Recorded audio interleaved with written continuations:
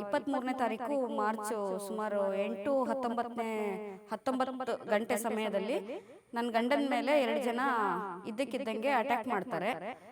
ಅವರಿಗೆ ಅಟ್ಯಾಕ್ ಮಾಡಿದವಾಗ ತುಂಬಾನೇ ಹೊಡೆತ ಬಿದ್ದು ಸಾಗರಕ್ಕೆ ಹಾಸ್ಪಿಟ್ಲಿಗೆ ಕರ್ಕೊಂಡೋದವಾಗ ಅಲ್ಲೂ ನೀಟಾಗಿ ನನಗೆ ರೆಸ್ಪಾನ್ಸ್ ಸಿಗಲ್ಲ. ನಡೆದಿರೋದು ಸಿಲ್ಲಿ ರೀಸನ್, ಒಂದು ತೆಂಗಿನಕಾಯಿ ವಿಚಾರಕ್ಕೋಸ್ಕರ ನಡೆದಿರೋದು. ನಾವು ಯಾರ ಹತ್ರ ಕಮಿಷನ್ ತಗೊಂಡಿರಲ್ಲ, ನಮ್ಮ ಅಂಗಡಿಲಿ ತೂಕ ಮಾಡ್ಕೊಟ್ಟಿದ್ದೀನಿ ನಾನು ಅಷ್ಟೇ. ಬಿಟ್ರೆ ಇವರು ಇರಲ್ಲ, ಶಿವಮೊಗ್ಗದಲ್ಲಿ ಕೆಲಸದ ಮೇಲೆ ಇರ್ತಾರೆ. ಅವ್ರು ಬಂದಿದ್ದನ್ನ ಕಾದ್ಬಿಟ್ಟು ಅಲ್ಲಿ ನಿಂತು ವೇಟ್ ಮಾಡಿ ಬಂದಿದ್ದನ್ನ ಕಾದಿ ಹೊರಗಡೆ ಕರೆದು ಈ ತರ ಹೊಡೆದಿದ್ದಾರೆ. ನನ್ನ ಮಗ ಮಾತಾಡಿದ ಒಂದೇ ರೀಸನ್ ಇಟ್ಕೊಂಡು ಅವನ ಮೇಲೆ ಕಂಪ್ಲೇಂಟ್ ಕೊಡ್ತೀನಿ ಅಂತ ಬೆದರಿಕೆ ಬಂತು, ನನ್ನ ಮೇಲೆ ಕಂಪ್ಲೇಂಟ್ ಕೊಡ್ತೀನಿ ಅಂತ ಬೆದರಿಕೆ ಬಂತು. ಅದನ್ನೆಲ್ಲ ನಾನು ಕ್ವಶನ್ ಮಾಡಿದಾಗ ಅಪ್ಪಂಗೆ ಹೊಡೆದವಾಗ ಕೇಳ್ತಾರಲ್ವ ಮಗ ಮಾತಾಡ್ತಾರಲ್ಲ ಅಂದ್ರೆ, ಇದರಲ್ಲಿ ಇನ್ನೂ ಒಬ್ರು ಮಾತಾಡಿದ್ದಾರೆ. FIR ಆಗಿದೆ, ಯಾವುದೇ ಒಂದು ಅವ್ರಿಗೆ ಅರೆಸ್ಟ್ ಆಗ್ಲಿ ಯಾವುದೋ ಒಂದು ಶಿಕ್ಷೆ ಆಗ್ಲಿ ಇನ್ನವರಿಗೂ ಕೊಟ್ಟಿಲ್ಲ. ಆದ್ರೆ ನನಗೆ ಮನೇಲಿ ಮಗಳಿದ್ದಾಳೆ, ಮಗ ಇದ್ದಾನೆ, ನಮ್ಮ ಕುಟುಂಬಕ್ಕೆ ಅವರಿಂದ ತುಂಬಾನೇ ಜೀವ ಬೆದರಿಕೆ ಇದೆ. ನಮ್ಮ ಹೆಣ ಬೀಳಸಕ್ಕೂ ಅವರು ಹೇಸಲ್ಲ. ಇದು ನಿಮ್ ಪ್ರಾಬ್ಲಮ್ಮು, ಅವ್ರಿಗೆ ಏನೂ ಆಗಿಲ್ಲ, ನೀವು ಮನೆ ಕರ್ಕೊಂಡೋಗಿ, ನಾಳೆ ಕರ್ಕೊಂಡೋಗಿ ಬೇರೆ ಕಡೆ ಇನ್ನೊಂದು ಹಾಸ್ಪಿಟ್ಲಿಗೆ ತೋರಿಸಿ, ಇಲ್ಲಿ ಇಟ್ಕೊಳಕ್ ಆಗಲ್ಲಮ್ಮ, ಕರ್ಕೊಂಡೋಗಿ ಅಂತ ಹೇಳಿ ಡಿಸ್ಚಾರ್ಜ್ ಮಾಡಿ ಕಳಿಸ್ಬಿಟ್ರು. ಏಕಾಏಕಿ ಅವರು ಬಂದು ಹಲ್ಲೆ ಮಾಡಿ ಶುರು ಮಾಡಿದ್ರು, ಮಾತಾಡ್ಲಿಕ್ಕೆ ಬಿಟ್ಟಿಲ್ಲ.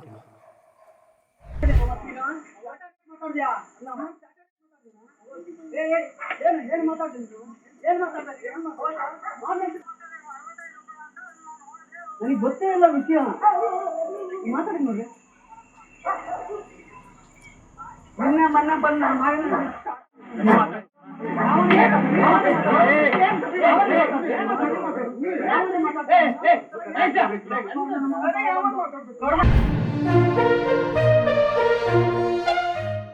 ನಮಸ್ತೆ, ನನ್ನ ಹೆಸರು ಭಾರತಿ ಮಾಲ್ತೇಶ್ ಕಾಕಡೆ ಅಂತ. ನಾನು ಈ ಮಾಧ್ಯಮಕ್ಕೆ ಯಾಕೆ ಬಂದಿದ್ದೀನಿ ಅಂದರೆ, ನನಗೆ ಒಂದು ಅನ್ಯಾಯ ಆಗಿದೆ. ನಾನು ದೊಂಬೇಸರ ನಿವಾಸಿ, ಇವರು ನನ್ನ ಗಂಡ ಮಾಲ್ತೇಶ್ ಕಾಕಡೆ ಅಂತ ಹೇಳಿ. 23ನೇ ತಾರೀಕು ಮಾರ್ಚು ಸುಮಾರು 19 ಗಂಟೆ ಸಮಯದಲ್ಲಿ ನನ್ನ ಗಂಡನ ಮೇಲೆ 2 ಜನ ಇದ್ದಕ್ಕಿದ್ದಂಗೆ ಅಟ್ಯಾಕ್ ಮಾಡ್ತಾರೆ. ಅವರಿಗೆ ಅಟ್ಯಾಕ್ ಮಾಡಿದವಾಗ ತುಂಬಾ ಹೊಡೆತ ಬಿದ್ದು ಸಾಗರಕ್ಕೆ ಹಾಸ್ಪಿಟ್ಲಿಗೆ ಕರ್ಕೊಂಡೋದವಾಗ ಅಲ್ಲೂ ನೀಟಾಗಿ ನನಗೆ ರೆಸ್ಪಾನ್ಸ್ ಸಿಗಲ್ಲ. ಅಲ್ಲಿಂದ ಬೇರೆ ಹಾಸ್ಪಿಟ್ಲಿಗೆ ಕರ್ಕೊಂಡೋಗ್ರಿ ಅಂತ ಹೇಳಿರ್ತಾರೆ. 2 ದಿನ ಬಿಟ್ಟು ನಾನು ಮೆಗನ ಕರ್ಕೊಂಡೋಗ್ತೀನಿ, 1 ದಿನ ಬಿಟ್ಟು ಮೆಗನ ಕರ್ಕೊಂಡೋಗ್ತೀನಿ. 1 ದಿನ ಆದಮೇಲೆ ಅವ್ರಿಗೆ ಅಲ್ಲಿ ಟೆಸ್ಟ್ ಎಲ್ಲ ಆದಮೇಲೆ ಇಲ್ಲ ತುಂಬ ಸೀರಿಯಸ್ ಇದೆ, ಮಣಿಪಾಲ್ ಕಸ್ತೂರ್ಬಾ ಹಾಸ್ಪಿಟ್ಲಿಗೆ ಕರ್ಕೊಂಡೋಗ್ಬೇಕು ಅಂತ ಹೇಳಿ ಅಲ್ಲಿ ತಕ್ಷಣ ಅಲ್ಲಿಂದ ನಮ್ಗೆ ಅಲ್ಲಿಗೆ ಕಳಿಸ್ತಾರೆ. BP ಕಂಟ್ರೋಲ್ ಆಗದೇ ಇರೋ ಕಾರಣದಿಂದ ಆಪ್ರೇಷನ್ ಮಾಡೋಕ್ಕಾಗಿಲ್ಲ ಅವರಿಗೆ, ಮೆಡಿಷನಲ್ಲೇ ಕ್ಯೂರ್ ಮಾಡ್ತಾ ಇದ್ದಾರೆ. ಅಷ್ಟರ ನಂತರ ಲೈಟಾಗಿ ಅದರಿಂದ BP ಕಂಟ್ರೋಲ್ ಆಗದೇ ಸ್ಟ್ರೋಕ್ ಆಗುತ್ತೆ ಅವರಿಗೆ. ಸ್ಟ್ರೋಕ್ ಆಗಿ ಅದರಿಂದನೂ ಅದಕ್ಕೂ ಮೆಡಿಷನ್ನು ಇದಕ್ಕೂ ಮೆಡಿಷನ್ ಮಾಡ್ತಾ ಇದ್ದೀವಿ. ಈಗ 2-2.5 ತಿಂಗಳು ಆಯಿತು ಈ ಘಟನೆ ನಡೆದು. ನನಗೆ ಅವ್ರಿಗೆ ಇನ್ನೂ ಅರೆಸ್ಟ್ ಮಾಡಿಲ್ಲ, ಕೇಳಿದ್ರೆ ಯಾವುದೋ ಒಂದು ಇಲ್ಲ 3 ತಿಂಗಳ ತನಕ FIR ಸೀಟ್ ಹಾಕೋಕ್ಕೆ ಟೈಮ್ ಬೇಕಾಗತ್ತೆ, ಆ ಥರ ಎಲ್ಲ ಹೇಳ್ತಾ ಇದ್ದಾರೆ. ನಾನು ಈ ಮೂಲಕ ಕೇಳ್ಕೊಳ್ಳೋದೇನೆಂದರೆ, ನನಗೆ ತುಂಬ ಅನ್ಯಾಯ ಆಗಿದೆ, ತುಂಬ ಮೋಸ ಮಾಡಿದ್ದಾರೆ. ನಡೆದಿರೋದು ಸಿಲ್ಲಿ ರೀಸನ್, ಒಂದು ತೆಂಗಿನಕಾಯಿ ವಿಚಾರಕ್ಕೋಸ್ಕರ ನಡೆದಿರೋದು. ನಾವು ಯಾರ ಹತ್ರ ಕಮಿಷನ್ ತಗೊಂಡಿರಲ್ಲ, ನಮ್ಮ ಅಂಗಡಿಲಿ ತೂಕ ಮಾಡ್ಕೊಟ್ಟಿದ್ದೀನಿ ನಾನು ಅಷ್ಟೇ. ಬಿಟ್ಟರೆ ಇವರು ಇರಲ್ಲ, ಶಿವಮೊಗ್ಗದಲ್ಲಿ ಕೆಲಸದ ಮೇಲೆ ಇರ್ತಾರೆ. ಅವ್ರು ಬಂದಿದ್ದನ್ನು ಕಾದ್ಬಿಟ್ಟು ಅಲ್ಲಿ ನಿಂತು ವೇಟ್ ಮಾಡಿ ಬಂದಿದ್ದನ್ನು ಕಾದಿ ಹೊರಗಡೆ ಕರೆದು ಈ ಥರ ಹೊಡೆದಿದ್ದಾರೆ. ಅಕ್ಷಯ ಮತ್ತು ಮಹೇಶ್ ಅನ್ನೋರು. ತುಂಬ ಅನ್ಯಾಯ ಆಗಿದೆ, ತುಂಬ ಮೋಸ ಮಾಡ್ತಿದ್ದಾರೆ ಎಲ್ಲ ಕಡೆಯಿಂದನೂ. ನನಗೆ ನ್ಯಾಯ ಬೇಕು. ಯಾವ ಪೊಲೀಸ್ ಸ್ಟೇಷನ್? ಪೊಲೀಸ್ ಸ್ಟೇಷನ್ ಸಾಗರ ರೂರಲ್ ಪೊಲೀಸ್ ಸ್ಟೇಷನಿಗೆ ನಾವು ಫಸ್ಟ್ ಇದು ಮಾಡಿದ್ದು. ಅಲ್ಲಿಂದ ಆಮೇಲೆ ನಾನು ಬಜರಂಗ ದಳದವ್ರನ್ನ ಸಂಪರ್ಕ ಮಾಡಿದ್ದೀನಿ ಶಿವಮೊಗ್ಗದಲ್ಲಿ. ಅವ್ರ ಕಡೆಯಿಂದನೂ ಸ್ವಲ್ಪ ಹೆಲ್ಪ್ ಆಯಿತು. ಅಲ್ಲಿಂದ ಅವ್ರ ಆಫೀಸಿಗೆಲ್ಲ ಕರ್ಕೊಂಡೋಗಿ ನನ್ನನ್ನು ಮಾತಾಡಿಸಿದ್ರು. ಅಲ್ಲಿಂದ ಸಪೋರ್ಟ್ ಸಿಕ್ಕಿದೆ. ಬಟ್ ಇಲ್ಲಿ ಯಾಕೋ ತುಂಬಾ ಡಿಲೇ ಮಾಡ್ತಾ ಇದ್ದಾರೆ. ಇನ್ನವರಿಗೂ ಅವ್ರಿಗೆ ಅರೆಸ್ಟು ಮಾಡಿಲ್ಲ, ಯಾವುದೇ ಥರ ಶಿಕ್ಷೆನೂ ಆಗಿಲ್ಲ. ಸುಮ್ಮನೆ ಮತ್ತೆ ಬೇರೆ ನನ್ನ ಮೇಲೆ ಅಪವಾದ ಹೊರಿಸ್ತಾ ಇದ್ದಾರೆ. ನಾನು ಅವ್ರ ಮನೆಗೆ ಹೋಗಿ ಗಲಾಟೆ ಮಾಡಿದ್ದೀನಿ, ಈ ಥರ ಸುಳ್ಳು ಸುದ್ದಿ ಹಬ್ಬಿಸ್ತಾ ಇದ್ದಾರೆ. ಆಮೇಲೆ ನನ್ನ ಮಗ ಫೋನ್ ಮಾಡಿರ್ತಾನೆ ಅವರಿಗೆ, ಹೊಡೆದಿದ್ದ ದಿವಸ, ನನ್ನ ಗಂಡನಿಗೆ ಹೊಡೆದಿದ್ದ ದಿವಸ ನಮ್ಮ ಅಪ್ಪನಿಗೆ ಯಾಕೆ ಹೊಡೆದ್ರಿ ಅಂತ ಹೇಳಿ ಕೇಳಕ್ಕೆ ಕಾಲ್ ಮಾಡಿರ್ತಾನೆ.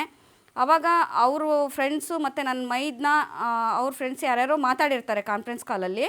ನನ್ನ ಮಗ ಮಾತಾಡಿದ ಒಂದೇ ರೀಸನ್ ಇಟ್ಕೊಂಡು ಅವನ ಮೇಲೆ ಕಂಪ್ಲೇಂಟ್ ಕೊಡ್ತೀನಿ ಅಂತ ಬೆದರಿಕೆ ಬಂತು, ನನ್ನ ಮೇಲೆ ಕಂಪ್ಲೇಂಟ್ ಕೊಡ್ತೀನಿ ಅಂತ ಬೆದರಿಕೆ ಬಂತು. ಅದನ್ನೆಲ್ಲ ನಾನು ಕ್ವಶನ್ ಮಾಡಿದಾಗ ಅಪ್ಪಂಗೆ ಹೊಡೆದವಾಗ ಕೇಳ್ತಾರಲ್ವ ಮಗ ಮಾತಾಡ್ತಾರಲ್ಲ ಅಂದರೆ, ಇದರಲ್ಲಿ ಇನ್ನೂ ಒಬ್ಬರು ಮಾತಾಡಿದ್ದಾರೆ. ಅವರು ಯಾರು ಅಂತ ನನಗೆ ಕರೆಕ್ಟಾಗಿ ನಾನು ಹೇಳೋಕ್ಕಾಗಲ್ಲ. ತುಂಬ ಕೆಟ್ಟನಾಗಿ ಮಾತಾಡಿದ್ದಾರೆ, ನನ್ನ ಮಗನಿಗೆ ಧಮಕಿ ಹಾಕಿದ್ದಾರೆ ಅವನಿಗೂ. ಅದೆಲ್ಲ ಅವ್ರು ಧಮಕಿ ಹಾಕಿದ್ದೆಲ್ಲ ಯಾವುದೂ ತೋರಿಸ್ತಾ ಇಲ್ಲ. ಆದರೆ ನನ್ನ ಮಗ ಮಾತಾಡಿದ್ದು ಮಾತ್ರ ಇಟ್ಕೊಂಡು ಅವನ ಮೇಲೆ ಕಂಪ್ಲೇಂಟ್ ಮಾಡ್ತೀನಿ, ನಾನು ಗಲಾಟೆಗೆ ಹೋಗಿದ್ದೀನಿ ಅಂತ ನನ್ನ ಮೇಲೆ ಕೇಸ್ ಮಾಡ್ತೀನಿ. ನಮಗೆ ಯಾವುದೇ ಒಂದು ಹಳೆ ದ್ವೇಷ ಆಗಲಿ ಇವ್ರ ಹತ್ರ ಯಾವುದೂ ಇಲ್ಲ. ನಾನು ಈ ಊರಿಗೆ ಬಂದು ಒಂದು 9 ರಿಂದ 10 ವರ್ಷ ಆಯಿತು. ನಾನು ಅಂಗಡಿ ಮಾಡಿ ಈಗ ಮುಂದಿನ ತಿಂಗಳ 25ನೇ ತಾರೀಕಿಗೆ 3 ವರ್ಷ ಆಗತ್ತೆ. ನಮ್ಮ ಪಾಡಿಗೆ ನಾವು ವ್ಯವಹಾರ ಮಾಡ್ಕೊಂಡು ಹೋಗ್ತಾ ಇದ್ವಿ. ನಮ್ಗೆ ಯಾವುದೇ ಹಳೆ ದ್ವೇಷ ಆಗಲಿ ಏನೂ ಇಲ್ಲ. ಇದ್ದಕ್ಕಿದ್ದಂಗೆ ಬೆಳವಣಿಗೆ ಸಹಿಸೋಕ್ಕಾಗ್ದೇ ಮಾಡಿದಾರೋ ಏನಕ್ಕೋಸ್ಕರ ಈ ಥರ ಮಾಡಿದ್ದಾರೆ ಗೊತ್ತಿಲ್ಲ. ಒಟ್ಟು ನಮ್ಮ ಜೀವನ ಹಾಳು ಮಾಡಿದ್ದಾರೆ. ಈಗ ನನ್ನ ಗಂಡ ಈ ಥರ ಮಾನಸಿಕ ಇದರಿಂದ ಒದ್ದಾಡ್ತಾ ಇದ್ದಾರೆ. ನಾನು ಒಬ್ಬಳೇ ಓಡಾಡ್ತಾ ಇರೋದು. ಮನೇಲಿ 22 ವರ್ಷದ ಹುಡುಗಿನ ಇಟ್ಕೊಂಡಿದ್ದೀನಿ. ಹಾಗಾಗಿ ನನಗೆ ಜೀವ ಬೆದರಿಕೆನೂ ಇದೆ. ನಮ್ಮ ಸಪೋರ್ಟಿಗೆ ನಿಂತಿರೋದು ಅಂದರೆ 2 ಜನ, ಹರ್ಷ ಶೆಟ್ಟಿ ಮತ್ತು ಅಕ್ಷಯ್ ಅನ್ನೋರು ಸಾಕ್ಷಿ ಸೈನ್ ಹಾಕಿರ್ತಾರೆ ನಮಗೆ.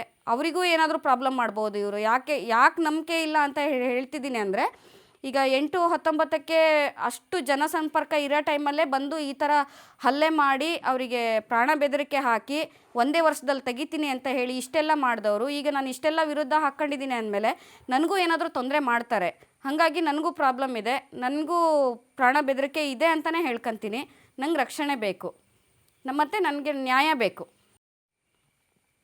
ಹಾಗೆ ಇದು ನನಗೆ FIR ಆಗಿರೋ ಕಾಫಿ ಇದು 28 ಮತ್ತು 3/2026ಕ್ಕೆ FIR ಆಗಿದ್ದು. ಆದರೆ FIR ಆಗಿದೆ, ಯಾವುದೇ ಒಂದು ಅವ್ರಿಗೆ ಅರೆಸ್ಟ್ ಆಗಲಿ ಯಾವುದೋ ಒಂದು ಶಿಕ್ಷೆ ಆಗಲಿ ಇನ್ನವರಿಗೂ ಕೊಟ್ಟಿಲ್ಲ.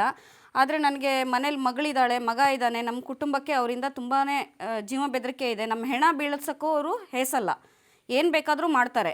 ಯಾಕೆಂದರೆ ಯಾವುದೇ ಒಂದು ದುಶ್ಮನಿ ಇಲ್ಲದೇ, ಯಾವುದೋ ಒಂದು ಜಗಳ ದುಂಬೆ ಇಲ್ಲದೇ ಈ ಥರ ನನ್ನ ಗಂಡನ ಜೀವನ ಹಾಳು ಮಾಡಿದ್ದಾರೆ. ಯಾವುದು ಬೇರೆ ಕಡೆ ಸಪೋರ್ಟ್ ಇಲ್ಲ ನನಗೆ. ಅದಕ್ಕೋಸ್ಕರ ಈ ಮಾಧ್ಯಮಕ್ಕೆ ಬಂದಿರೋದು. ನನಗೆ ಜೀವ ರಕ್ಷಣೆ ಬೇಕು. ಆಮೇಲೆ ನಾನು ಇವರಿಗೆ ಸಾಗರದಲ್ಲಿ ಹಾಸ್ಪಿಟ್ಲಿಗೆ ಕರ್ಕೊಂಡೋಗಿದ್ರ ಬಗ್ಗೆ ಹೇಳಬೇಕಂದ್ರೆ, ಆ ದಿವಸ ಹೊಡೆದಿದ್ದ ದಿವಸ ಸುಮಾರು 9-10 ಗಂಟೆಗೆ ಜೋರು ಮಳೆ ಇತ್ತು. ಸಾಗರ ಹಾಸ್ಪಿಟ್ಲಿಗೆ ಕರ್ಕೊಂಡೋದವಾಗ ಅಲ್ಲಿ ಟ್ರೀಟ್ಮೆಂಟ್ ಸ್ಟಾರ್ಟ್ ಮಾಡಿದ್ರು. ಇವರಿಗೆ BP ಎಲ್ಲ ತುಂಬ ಹೈ BP ಇತ್ತು.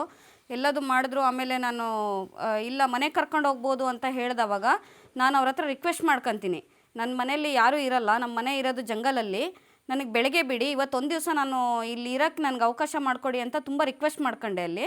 ಆದರೆ ಸಾಗರ ಗೌರ್ಮೆಂಟ್ ಹಾಸ್ಪಿಟ್ಲಲ್ಲಿ.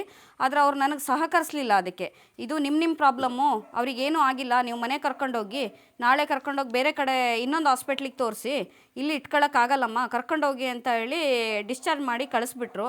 ಅಲ್ಲಿಂದ ನಾನು ಮನೆಗೆ ಬಂದೆ. ಮಾರನೇ ದಿವಸ ಸ್ವಲ್ಪ ಕೇಸಿನ ವಿಷಯ ಎಲ್ಲ ಅವರು ಶಾಪ್ ಹತ್ರ ವಿಷಯ ಮಾಜರಿಗೆ ಬಂದರು.